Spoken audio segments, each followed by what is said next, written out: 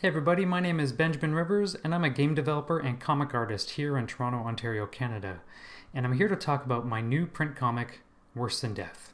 This is actually debuting at TCAF 2021 and is available digitally online as well.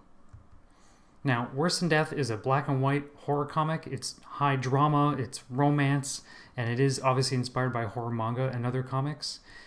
And it asks this question: what if the heroine and the monster in a horror story fell in love? Now, it's actually the sequel to a game called Worse Than Death, which is available on Nintendo Switch, Xbox, PlayStation, Steam, iOS, and a bunch of other places. And my wife and I released this in 2019, and after we finished the game, I knew I wanted to make a comic book extension of the story, and eventually, thanks to the pandemic, I had lots of time to do it. So it was heavily featured in the App Store and some other places as well. We were very lucky to get a lot of great press throughout the world, especially in places like the LA Times. And when we got a physical release of the game on PS4 with limited run games, I had this little teaser in the manual that came with it that said, we were creating this other kind of concept artwork. And you can see here that one of the concepts that I made was a fake comic page. I had done this just to test out some tools I was using at the time and just to play around with an idea that was happening in the game itself. But once I did this page, I realized, okay, we have to do this as a comic. This is too exciting. So originally, Worse Than Death came out as 3 issues digitally, chapters 1, 2, and 3. I was sort of doing it in a mangaka style where I was trying to release essentially simple chapters that weren't super long. But as each chapter was released, they got longer, from 12 pages to I think 18 pages to 24 pages. So they're kind of just full comic book issues now. But the way I work on them is pretty interesting. Previously, when I would make comics, I would do full scripts, sort of Hollywood-style scripts, detailing all the scenes. But I realized when I wanted to do this comic, I wanted to get away from that. I wanted to be at my computer a whole lot less, since we're all doing that a whole lot more these days, and I wanted to be hitting paper as soon as possible. So the outline for each chapter is written out as a point form bulletin. Essentially, there's a outline for the entire story, and then for each chapter I figure out what needs to be discussed, what do you need to learn, what was supposed to be resolved from the last chapter, and I have a linear bullet point list that I use to go from there. Then I go right to paper and make thumbnails. This is actually my favorite part of the stage because I really like thinking in thumbnails. I'm a designer by trade, so I like to think in terms of layouts and overall page style, figuring out things like golden sections and flow for type and image as well. And as you can see, I actually do my scripting right here on my thumbnail stage. So I figure out my story beats and my actual narrative beats in terms of captions and word bubbles, and then base the layouts on that. And as you can see, I always do a thing where I figure out the locations for each of the scenes in the game, which is pretty typical for most comic artists.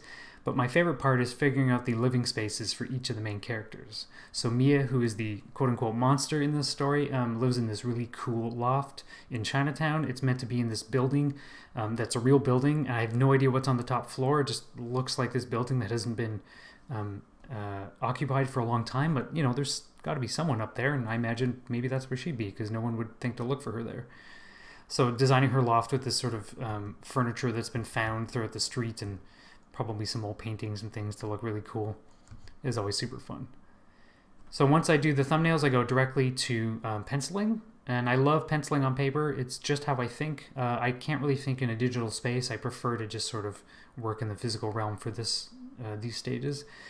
And I have, I use manga paper and I use specific grids and whatnot, but part of what I wanted to do with this comic was to get away from 9-panel grids and some very stiff paneling that I had done before in my previous comic, Snow, and break out into much more exciting layouts. So even you can see here that I'm using much more dynamic layouts there on the right, breaking up panels differently, not using straight lines all the time, and trying to get a lot of action going on every single page.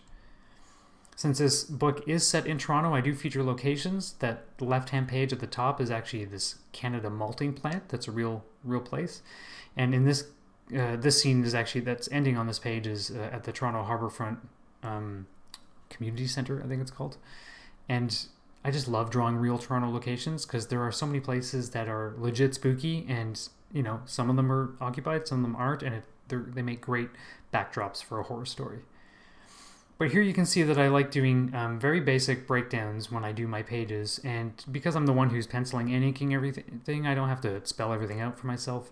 And in fact, some things get changed, such as that top panel on the right has these sort of breakout, whatever you would call those, zoom lines, and that was handled differently in the inking stage.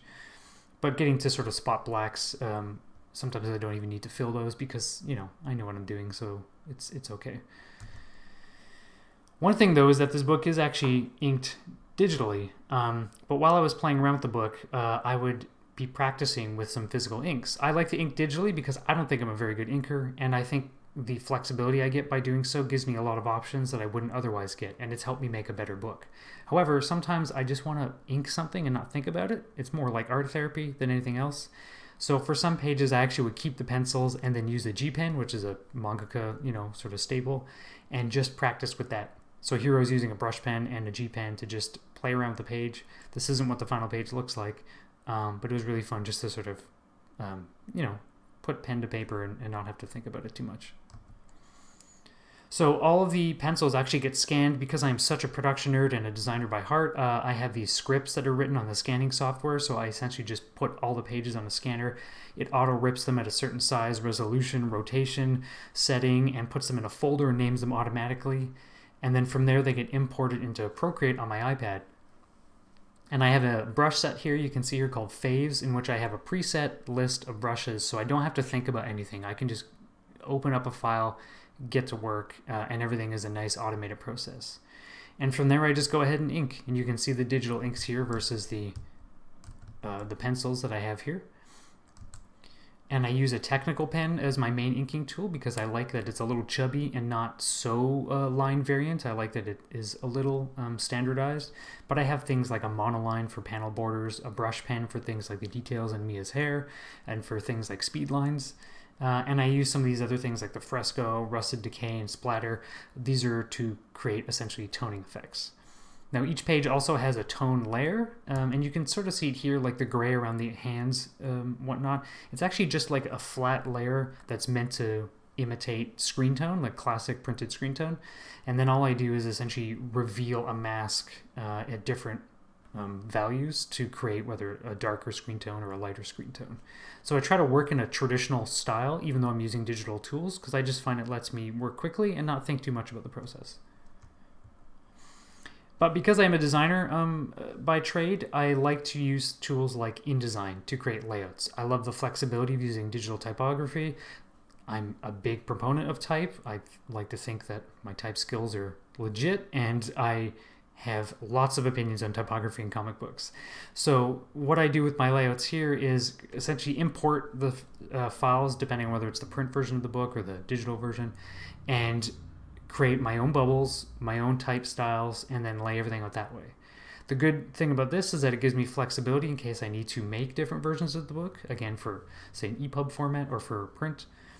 And it lets me kind of keep things nice and tidy while also giving myself flexibility, because sometimes when you make digital versions of books, you actually bump the type size up a bit, and this is a lot easier to do when I have these sort of predetermined styles. So as another example, here's that page I showed before. Here's a sort of like rough scan that I get because I don't need a high quality scan. There are the final inks and tones that are applied in Procreate. And here's the final page in InDesign. And you'll notice I am such a nerd that I use libraries so that all the typography, all the word balloons, and every other element is actually a templated style. So if I change it in one place, it can be changed throughout, and it makes things really, really nice and simple. So that's all I have for you today. I really hope you like this deep dive into the process for Worse Than Death. I hope you'll check it out. You can go to torontocomics.com to pick out the physical book for TCAF 2021. And you can follow me here and check out all my stuff via these social links and get the digital version at any time. Thanks so much. Have a great day.